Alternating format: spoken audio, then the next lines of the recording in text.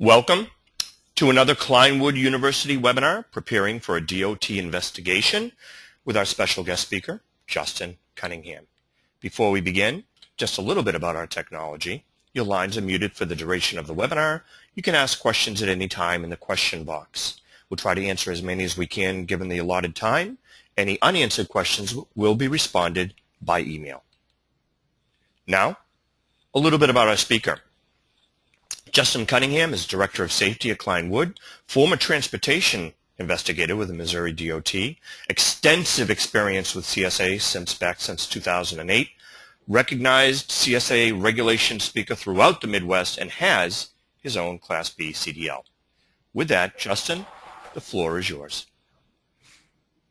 Thank you, Alan, and thank you everybody for attending the webinar. The objective of this webinar is to kind of give you an outline of what to expect and how to prepare for when the DOT calls and says they're coming in to visit you. And the first thing I always get asked is the selection. How do they select the drivers and vehicles they're going to look at? And the selection process goes kind of like this. The first thing they do is they pick drivers involved in DOT recordable accidents. Then they go to drivers that are in alert basics, preferably drivers that have maybe had repeat violations. And then they pick drivers who are involved in any complaint. And if they haven't fulfilled their requirements by picking the top three, they go to random selection. Next slide, please. There are two types of investigations, a focused investigation and a comprehensive investigation. With a focused investigation, they're only going to be looking at certain areas. Either they'll pick one or a multiple of up to three for a focused investigation. And when they pick those, that's what they will stay to. If they're coming in to talk to you about hours of service and vehicle maintenance, they won't talk to you about drug and alcohol testing. When they come out to do these focused investigations, they'll either do them by on-site, which means they will come to your place of business, or off-site, which means they will phone or email you and request that you make copies of information and phone or email it back to them. The second type is comprehensive, and that is the old-fashioned where they come in, sit down, grab a cup of coffee, and make themselves part of your company for the next week or two and look at everything. Next slide, please. The first area we're going to talk about that DOT auditors look at is your drug and alcohol testing. There are several different types of testing that are required. First type is pre-employment drug testing. Please remember with pre-employment drug testing that if you're hiring a driver, you must have that driver drug tested and that negative result back in your hands before you allow them to do any safety-sensitive work. Now, safety-sensitive work can also include if you're sending them out with a senior driver and they're just riding along with them. If that senior driver happens to leave them in control of the truck for any time frame, you could be in violation of not having that result back in time. Second type of testing, post-accident testing. Anytime your driver has a DOT recordable accident, which is a fatality, tow away, or hospital stay, with the last two, the tow away and hospital stay being your driver's at fault, you must get a post-accident drug and alcohol test. You must get these tests at 32 hours for drug, 9 hours for alcohol. If you do not get those tests done in the allotted time frame, you must document why you passed the time frame allowed. One common misconception is when an accident happens, an officer on the scene may do his own breathalyzer or even request at the hospital his own blood sample for testing. The police departments do not have to release that information to you. You have to get your own testing. Random testing, this is where every driver has to have the random chance of being pulled throughout the year. The most common ways of doing this is either using some type of computer-based program or a third-party consortium. When you're testing for random, you must make sure they're tested 50% for drug and 10% for alcohol. Now, what I've been seeing a lot of with the random testing, the problems I've been seeing with random testing is the fact that, let's say for this purposes, a company has 10 drivers, and for a period of 3 to 6 months they bump up to 15 to 20 drivers, and they didn't calculate with their random selection to take care of that influx of drivers. Therefore, during that quarter, they may be lacking in the proper amount of drivers needing to be tested. You must make sure you maintain that testing rate throughout the quarters. One easy way to counteract this is by upping your minimums of 50 and 10% with your consortium or even with your computer-based program to go to 60% for drug, 20% for alcohol. Reasonable suspicion testing must be done before or right after a driver has done safety-sensitive work. You must have a trained individual send the driver for this testing. And the last two, return to duty and follow-up, are done when a driver tests positive or refuses to take a test. A refusal is a positive test. Next slide, please. When you're checking your driver's history, you must first get their written permission. If you don't get their written permission and a DOT auditor comes in and looks at that information, you could be cited and fined for not getting their permission to get their previous employer information. You have 30 days to get this information, and what I hear a lot of times is, well, we gave a good faith effort. We called them or emailed them, and we just didn't get what we didn't get a response. In order to fulfill that good faith effort, you must exhaust all means of communication with a previous employer.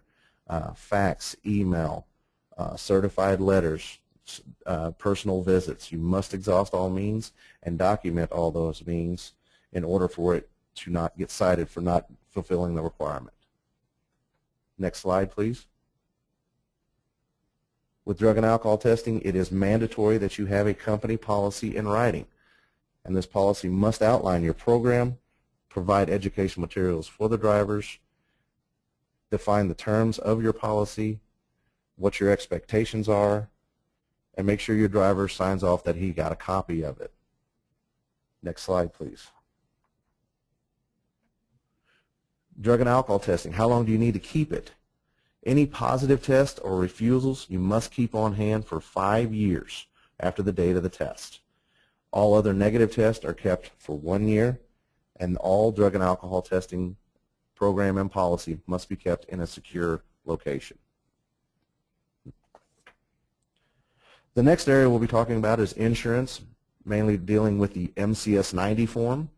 The MCS 90 form is needed for all for-hire drivers or for-hire and private companies hauling HM in interstate and intrastate commerce. The MCS 90, it should be on file and it should be in your insurance policy. If not, you can contact them and they should be able to get you a copy. But where the main area of concern is with the MCS 90 is what's actually on the MCS 90, and that's the 3 bullet points there at the bottom. The MCS 90 is written up with your legal name, must be marked as primary, and must be signed by a representative of the underwriter. The biggest problem I see there is with the legal name. It must be how you signed up your company with MCMAS or SAFER. So if by chance you signed your company up as John Doe Smith, DBA John Smith Trucking, and you put John Smith Trucking on the MCS 90, the auditor is going to write you up and fine you for not having an MCS 90 with a proper legal name of John Doe Smith. So when you look at your MCS 90, please make sure it does have the proper legal name on it. Next slide, please.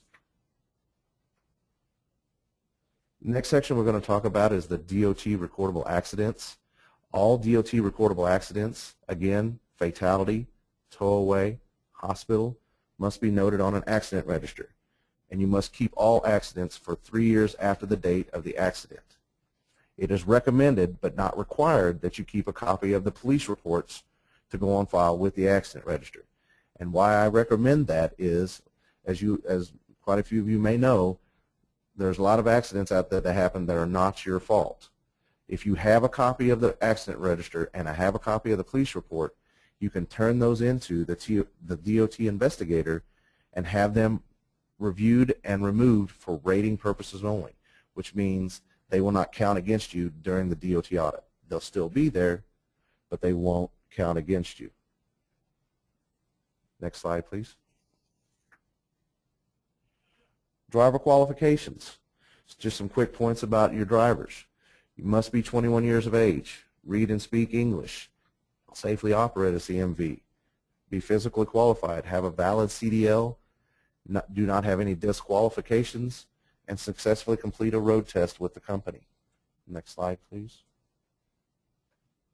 Each driver needs a driver file, and in that file needs to have certain items. This is a checklist of what needs to be in the file. Starting off with the application for employment. There again is the inquiry to previous employers, your driving history, your driving records, which must be ran once a year, and you must have the previous plus the current year on file for the DOT auditor. You can't let any time lapse in between there. If you run it January 1 on 2013, you must run it on or before January 1, 2014 for it to be in compliance. If any time lapses and the driver has driven during that time frame, you can see a cite and a fine for that. The annual review of driving record and certification of violations is run in conjunction with the driving record. It's just a form that lists all drivers' moving violations and convictions of moving violations. Your road test or equivalent, you can keep a copy of the CDL on file and not keep the road test, or you can keep both. And the last thing in the file is a medical examiner certificate. This is good for 2 years, and you can keep a copy of the card. The major disqualifying conditions for a driver: any limb loss, diabetes, whether insulin dependent, and vision standards. If you have any of these disqualifying offenses, the normal medical card will not apply. You must get must go through the medical exemption program and pass a skills performance evaluation. Next slide, please. The next section we're going to talk about is hours of service. The 4 bullets up on the screen talk about what you see on a log. On-duty time is any time that the driver is working for the company, watching it being loaded, unloaded, doing his pre-trip, post-trip, washing the truck. Driving time is any time he's behind the wheel driving down the road. Off-duty time is any time he is relieved from duty. And sleeper berth is either when he is off-duty or trying to get some sleep. Next slide, please. Just a brief overview of the rules. The 11-hour rule means you can drive 11 hours, but then you must take 10 hours off. The 14-hour rule means you can work and or drive up to 10 hours, but then you must take 10 hours off. The 60 and 70-hour rule is 60 hours in 7 days or 70 hours in 8 consecutive days. Next slide, please. This slide depicts in simple terms the 11-hour rule. As you can see, driver has 10 hours off and then goes on driving line. He must take that 10 hours off before he will be considered in violation. Next slide, please. This is an extension of the 11-hour rule with the split sleeper berth. You notice he's in driving line from midnight to 4 a.m. Then he takes 2 hours in the sleeper berth and goes back to driving, and then takes 8 hours in the sleeper berth. So from midnight to 1 p.m., that's 11 hours driving. So with the split sleeper berth, you back your time up back to 6 a.m., going back down to the line to the other midnight line, and he has 10 hours driving. So there's no violation there. Next slide, please. The 14-hour rule. The best way to check your 14-hour rule is determine your last 10 hours of rest and count forward. Violations of the 14-hour rule will start when the driver is driving. If he's in the on-duty line, it is a violation, but not a documentable violation. Next slide. Here in this example of the 14-hour rule, you can see on the first log that the driver's going along. He's got plenty of time, and by midnight on day 1, he should be going up and getting some rest, and he does not. So from midnight to 1 a.m. on the second day, he drives. Therefore, he is in violation. This will probably put him out of service at the roadside, and a DOT auditor will note it, and if there's enough of those, you could see a fine for those. Next slide, please. Here's the ways you get your rest on a logbook. 10 hours consecutive off duty, 10 hours consecutive in the sleeper berth, 10 hours consecutive off-duty sleeper berth combined where you do not break the line, and combination sleeper berth. Next slide, please. You can get a 34-hour restart. This is only for property carriers only. It restarts your 7 and 8-hour day periods. Oil field, groundwater drilling, and construction, they get a 24-hour restart. Next slide. Now, at the beginning of July, there were changes to the hours of service, one being with the 34-hour restart. This did take effect in July 1. It depends on which state you're in. Some states are doing a soft enforcement. Others are going straight for it. So it depends on what state you live in, what's going on there. But with the 34-hour restart, what it changed, you must take 2 consecutive days off between the hours of 1 a.m. and 5 a.m. It may take more than 34 hours consecutive off to get that 34-hour restart. You can only take it every 168 hours. An example of this, if you start your restart on Friday, you are not eligible for another restart until the following Friday. And the last bullet, and most important, the 34-hour restart is not mandatory. What I recommend is if you stay under the 60 and 70 hours, use the old recap method to take using your days off to get your hours back. But if you're on the long haul and you need that restart, then you must abide by the top 2 bullets. Next slide, please. 30-minute break. Drivers must now take a 30-minute break after each block of 8 hours working. The break must be, this is actually changed now, in the off-duty section of the log. As of the beginning of this week, it now can be in the off-duty or sleeper berth, and you do not have to be relieved of duty of the truck. You can actually just pull over on the side of the road and take a 30-minute break now. Timesheet drivers must adhere to this regulation, but they do not have to document the break. You can work more than 8 consecutive hours, but you must take that 30-minute break. Next slide, please. I've had a lot of questions come up with the new rules. And to give you an example, there's lots of answers out there. I had a question on the 30-minute break. I contacted 6 different states and got 5.5 different answers. They're working on it. There's different answers. My recommendation is err on the side of caution. Talk to your state agency, see how they're enforcing the rule so you have a basis to go on. Next slide, please. Next section we're going to talk about is your maintenance. Your maintenance has 2 parts, your parts and accessories and your inspection, repair, and maintenance. Next slide, please. Parts and accessories, these are all examples of what's underneath the parts and accessories. Common things, lamps, brakes, window construction, coupling devices, cargo securement, emergency equipment, frames, wheels, and suspension. When you go with your repair and maintenance, inspection, repair, and maintenance, that's where your records are found, your maintenance files, your identifying information, your preventative maintenance plan, your maintenance logs. You got to remember, you must keep all these records for 18 months after the vehicle is no longer in your control. Next slide, please. Post-trip inspection reports. These are something that DOT auditors look at. They must be filled out at the end of the day. If you require your drivers to fill them out in the PM and it's noted on that DVR that they filled it out at 8 a.m., then they're not going to accept that DVR for that day. They're going to write you up as not having one for the day or count it as a pre-trip. You must note defects or deficiencies throughout the day. If you have a lamp in the middle of the day that goes out, and you fix it, you must document it on that DVR at the end of the day. The mechanic must sign off that the repair is made, and the next trip driver must sign off that it was repaired. You must retain these reports for 90 days. The federal annual inspection must be done once a year.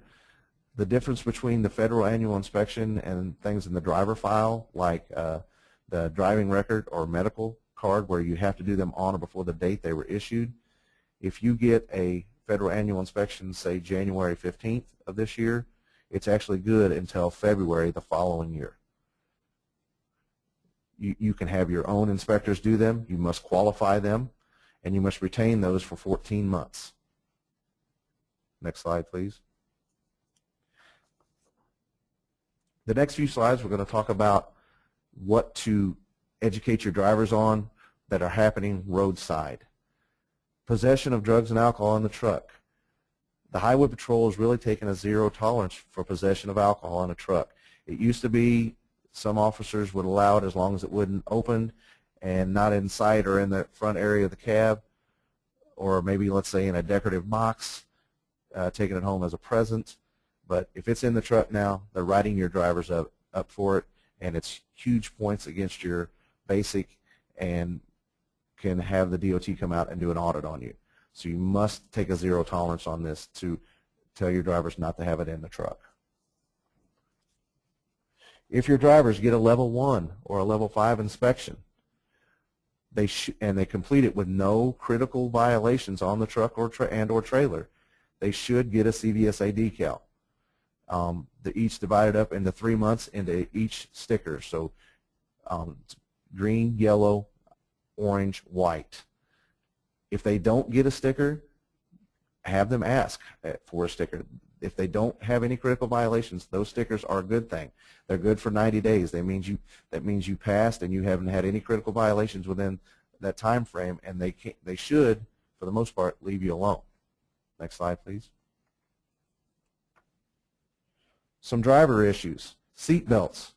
Make sure your drivers are wearing their seat belts the proper way. The shoulder strap cannot be placed underneath their arm or behind the driver. Mobile devices, you must have hands-free. You can't have a GPS in your hand. You can't have an iPad in your hand for directions. Everything has to be hands-free. Medical cards, make sure they're not expired or you've forgotten them. Next slide, please. CDLs, make sure they're not expired, or make sure they're not suspended or revoked for a reason. If you've had a driver had a suspension for child support, make sure that they have paid all their fees, the court costs, because if they forget one fee, it's still will be suspended. Ill or fatigued drivers. If an officer comes up and asks your driver how you're feeling today, if they don't feel good, don't admit it to the officer that they don't feel good. Make the officer find it. It is a 12-point violation that goes against your hours of service compliance. It is the highest point value violation. Logbooks. Make sure they're current to the last duty status. Make sure they have the mandatory items. Make sure they adhere to all the rules. And make sure they don't falsify their logs. Speeding. It is the main probable cause for being pulled over. Make sure that your drivers adhere to the reduced speed zone areas. Next slide, please. Vehicles. Reflective tape. This is a hot item for officers right now. How I constitute the reflective tape right now is treat it like a placard. If you have reflective tape that is torn, faded, gouged, flapping in the wind, make sure it's replaced and you put the proper amount on the sides of the trailer, the truck, the mud flaps, because they will cite you for it and those points will add up very fast. Emergency equipment. Make sure your fire extinguisher is secured. What I see lots of times is that fire extinguisher is right next to the driver's seat, and when a driver goes to get out one time, he accidentally knocks the hinge off, and it's still secured in there, but the hinge is loose. They're still going to write that up as an unsecured fire extinguisher. Make sure you have 3 functional triangles, not broken. And the trucks that require fuses, make sure you do have spare fuses in the truck. They will write you up for that also. Next slide, please. Rubbing and chafing of hoses. This is an officer's go-to citation when writing up any violations. They're trained. They can always find rubbing and chafing. If there's any type of bundle of wires, make sure they're zip tied together tightly, or they have those brackets in place for there's no rubbing and chafing. If you have an oil leak or an exhaust leak or a grease leak, Make sure that you clean those leaks up. If there's any residue, the officer may still try to write you up for that or write you up for it, and you're going to have to data queue challenge it to get it off of there that it wasn't leaking. DOT inspections. This is one of the top citations underneath the vehicle maintenance basic. And one of the main reasons is a lot of companies just use the stickers on the side of the truck. Those stickers, if you're not hard printing them in there, or just using marker, the markers are fading. Make sure you have a copy, a hard copy, for the truck and trailer inside the truck glove box, or with the paperwork that goes along with the truck. Lights, make sure they work at all times. What you got to remember about the lights is if they pull you over and they see a light not working, and you get out and you tap on it, they're still going to write that light up, that light violation up. They have to be working at all times. They cannot be flickering. Tires, they can't be flat, underinflated. They must have the proper tread depth. Your brakes, cannot be out of adjustment.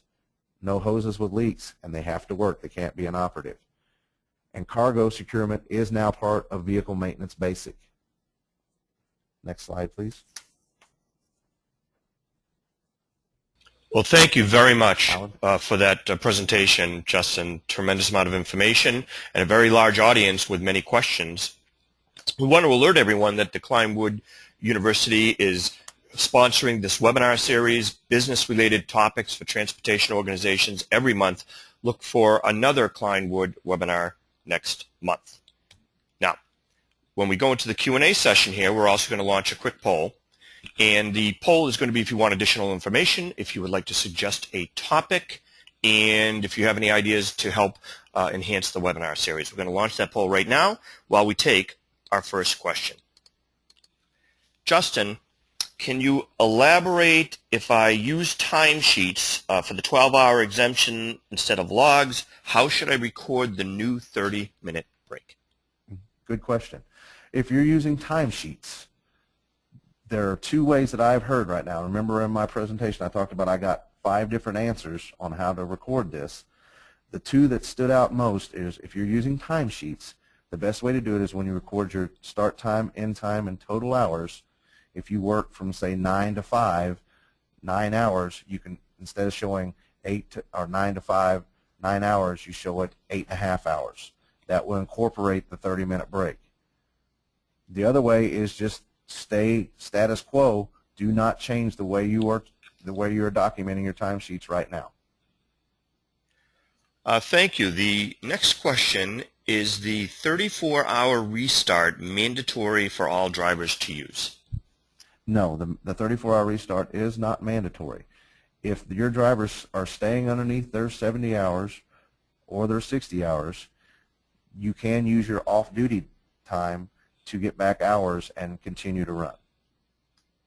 Thank you. I think we have time for one more question while keeping within our 30-minute time allocated here, and I'd encourage anyone who hasn't voted yet to vote or to request information, because that poll is going to close in just one moment. How do I calculate the 8 hours for the 30-minute break? Is it just for driving time? No, the 8 hours is not just your driving time. The 8 hours is incorporated with your on-duty time. It is an 8-hour block of work. You must incorporate lines 3 and 4 on the logbook. Well, thank you very much. There are many more questions. Those will be responded to by Cline. Cline will get back to you on all the other questions that were asked. We had such a large audience today, we couldn't get to all the questions. But we thank our speaker very much for his time and the knowledge and all the great information presented today. Thank you, Justin. We thank everyone for attending another webinar today. And this web seminar is now ending. We hope you all have a great day.